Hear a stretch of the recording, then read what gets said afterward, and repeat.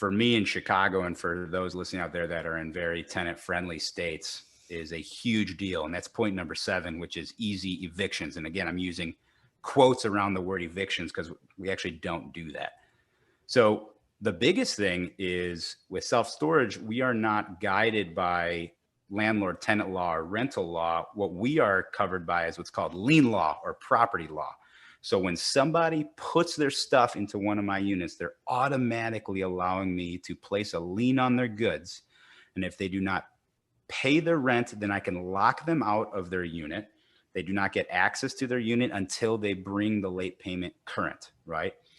If they still, after me giving notice that they still don't want to make the payment or try to avoid my calls, then I schedule an auction. And it's just like the show Storage Wars. Basically what happens is I put out 2 notices into a local circulation newspaper. And within 30 to 45 days, if you don't pay me, then the auction takes place. And then I sell all the goods in that unit to the highest bidder. And that usually covers all my lost rent. That also usually covers a bunch of fees that we can charge, like a lien fee and an overlock fee and the tenant clean out fee. So we actually can turn a profit by doing this.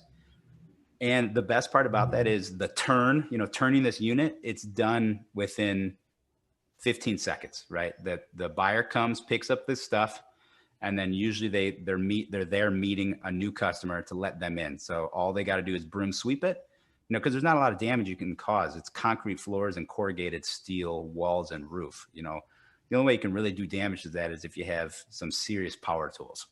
So that turn, within 30 to 45 days from the date of delinquency, from the 5-day notice of late payment, I already have a new tenant in there paying me rent and covering all the lost rent that I received on the last 30 days.